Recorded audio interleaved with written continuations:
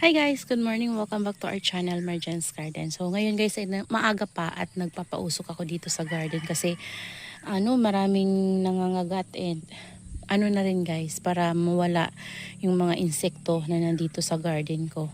So ayan, nandito ako nagpapausok sa ilalim. Nandiyan. Pausok tayo guys para mawala yung mga insekto dito.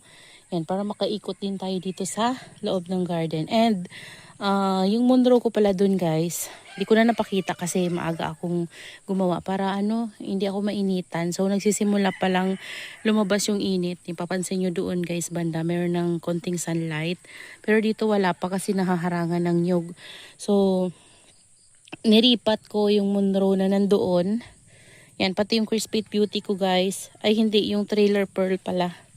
Yan, kung naalala nyo, yung Trailer Pearl ay nandito sa katabi nung natitira nating Major. Ginawa ko guys, transplant ko siya sa panibagong pot. Yan, bagong pot to. So, ayan, nilipat ko siya dito. Kasi napapansin ko yung roots niya, madami naman, pero yung iba namamatay. So, ginawa ko, nilipat ko na lang siya. Tapos, ito, nag-add ako ng soil. Nilipat ko dito yung variegated ko na Black Prince. So, nagkaroon to ng problema before, guys. Pero, buti na lang ay okay pa rin siya. So, ayan, transplant ko lang. Ayan, tapos, andito banda, meron tayong mga pots. Ito yung pots ng ating, ito yung pot ng ating variegated Black Prince. So, dito muna siya. Dadagdagan ko to ng soil. Yan kasi bulok na yung rice hull niya. So, mag-add tayo ng fresh na rice hull. So, ayan, nag-mix ako ng soil mix ngayon guys. Maaga pa. Ito yung mga bagong pots natin. Ayan, tapos, nandito yung Monroe. Ito nilipat ko din. Kasi neglected na to dun sa gilid. So, ginawa ko guys ay nilipat ko din siya dito. Ayan. Yung mga toppings natin, yung mga old ko pa yan na soil mix. So yung gamit nating soil mix sa kanila guys ay fresh rice hull and then garden soil. Yun lang. Yun lang talaga yung hinalo ko. So dito banda, nag-ayos din ako ng mga pots natin. Ay, tamaan dito guys. Ayan. Ito, si peach candy to guys. Tapos yan naman ay kalimutan ko yung name niya. So dati, kunti-kunti na lang yan kasi nagkaroon yan ng scales. Tapos ginawa ko, kinot ko lang yung okay. Tapos ayan na. Dumami na naman siya guys kasi mayroong mga leaf propagation. Tapos pinagkakat-kat ko. Ayan, si peach candy from leaf propagation lang din to guys. Ayan. Yung pinaka-mother niyan ay nandito. Yan, nandito guys, oh. Ito. So, ito yung mga cuttings propagation natin last time. Ay, hindi ko ata to sa inyo guys napakita. Pero napakita ko to sa reels ko. So, ito sila.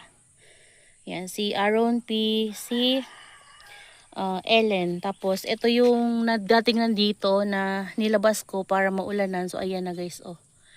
Yan, nagkaroon na siya ng sigla.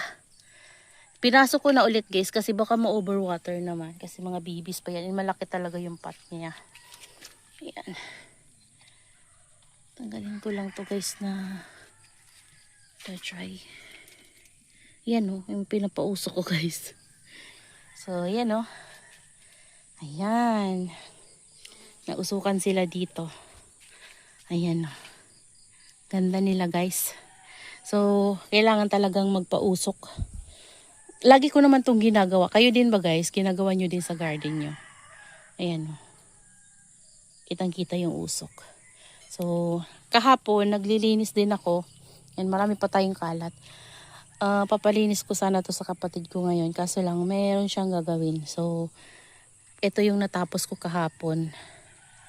Ayan. Gagawin ko guys ay lilinisin ko yan. Unti-unti. Tinanggal ko muna yung mga pots na may mga laman. Tapos pinagpatong-patong ko. Ayan. Tapos, nagbunot-bunot ng damo. Tapos niripat ko yung aloes ko guys. Ayan o. Ayan, inayos ko yung nila, soil mix. Tapos ito, ayusin ko pa to. Tapos yung sa ilalim nito guys, kailangan damuhan kasi madamo na naman. Tapos doon na area, nagsisimula na din ako. Rumble guys yung ginagawa ko. Paunti-unti kasi inaayos ko yung mga old pots natin para mas gumanda sila. Ayan, tsaka para malinisan natin to, magmukhang garden na ulit. Yan, yung mga ganito natin, pinagtatanggal ko yung mga old soil mix nila, nilagyan ko ng bagong potting mix. Nandun pa sa labas yung iba. Wala pang potting mix. Ano pa lang, fresh rice hull pa lang yung nailagay ko. Yan. Ito yung mga propagation natin. Mga own graft ko guys. So, niripat ko lang sa ganito. Tapos nilagay ko muna dito para hindi sila mabulok. Kasi kapag laging mababasa, baka mabulok. So, pinagsisiksik ko muna dito sa natin. Ayan o. Ayan. Pinaglalagay ko muna dyan. So, pansamantala lang dyan muna sila habang hindi ko pa naayos lahat guys. Yan, para safe sila. Yan, natanggal ko na rin guys yung tali ko dito. Yan, dikit na siya. Ayan. Diba? Tapos, yan. Yan lang guys. Ayan, nagpapausok tayo ngayon. Hoy, grabe guys. Kapagod. Pero, unti-unti, ayan o. Nadadamuhan ko na sila guys. Oh. Ayan o. Ayan. Pero hindi pa talaga matapos-tapos. Ayan. Ayan yung mga nilagyan ko na ng rice hull and then nalagyan ko na lang yan ng garden soil para mataniman natin ng mga new propagations. And ang plano ko, lagyan ko sila ng mga cuttings ng Purple Delight guys sa susunod. Yan, imimix ko na yung soil mix nila, i-ready ko na, tapos pagpapatong-patungin ko lang yan dito sa kung saan man dito pwede silang ilagay, and then kapag pwede na tayo mag-cuttings ulit sa ating mga Purple Delight, lalagyan ko sila guys ng cuttings. Ayan, kasi sayang naman yung pot kapag vacant, so magparami tayo ng Purple Delights kahit na napakarami na nila. Ayan o. Diba? Ganda ng ganda ng view ng garden natin kapag ganito. Malinis. Yan, malinis na yung dito natin. Ayan, nandun pala guys, meron tayong mga pots din. Ayan, mga inano ko yan guys, binabad ko sa sunrocks and sabon. Overnight, yung kinuskusan ko sila, nilinisan ko. Yung mga ganito natin, oh. Meron pa nga dito. Meron pa kasing laman, kaya hindi ko pa nalilinisan to. Yung mga nakuha ko na yun, yung mga nalinisan ko. Marami pa yan guys, dun pa oh. Ayun pa oh.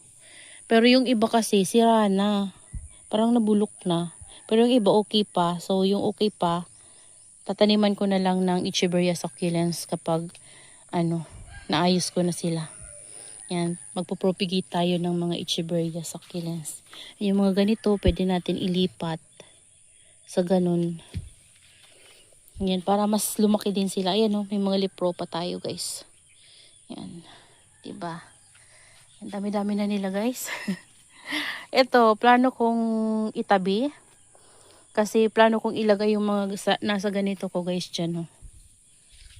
Pag-isipan ko guys. Kasi para mas may malalagyan yung ating mga Echeveria succulents. So ito naman okay naman sila kahit nasa gilid lang. So hanapan ko sila ng pwesto kung saan sila pwede. Ayan. 'Di ba? Tingnan niyo guys. Oh, 'di ba nausukan sila? So yan yung maganda kapag nagpapausok. Yan. Pero dito lang to guys sa bundok. Kasi kapag nasa bayan, mahirap gawin to kasi syempre meron tayong mga kapitbahay, ganyan. So, ayan yung itsura ng ating garden. Pausok time.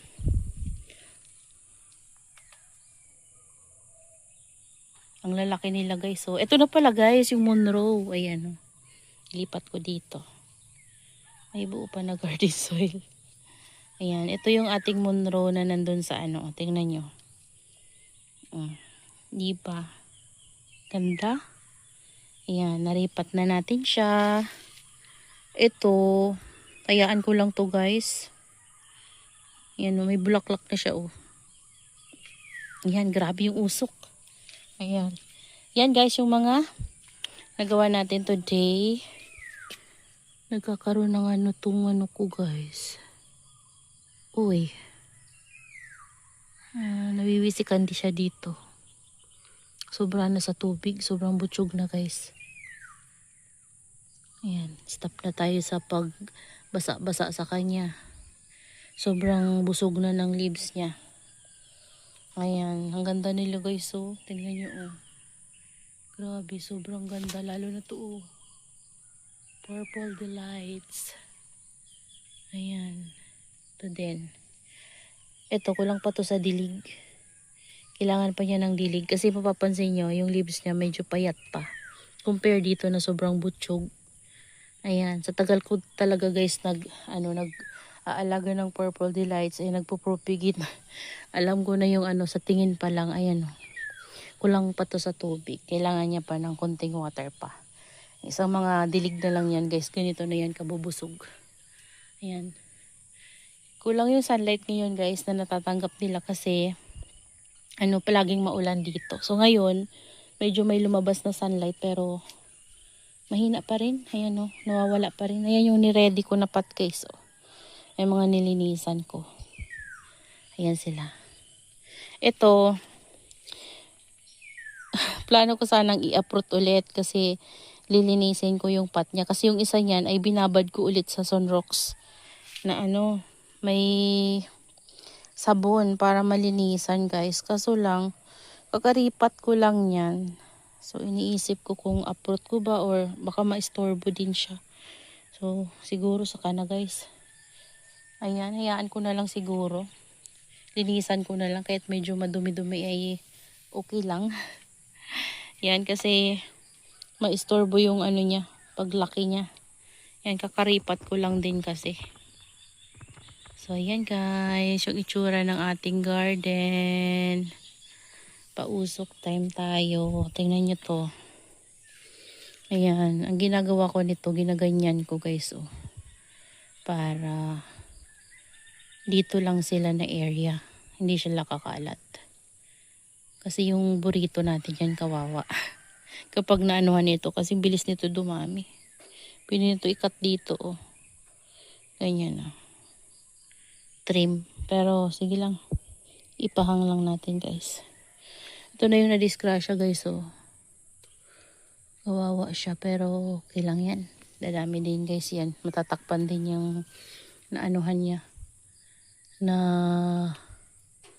laglagan. Ayan. Ayan yung ele natin kalbo-kalbo. Ayan yung RNP okay naman. Kasi kinuha na natin ng cuttings.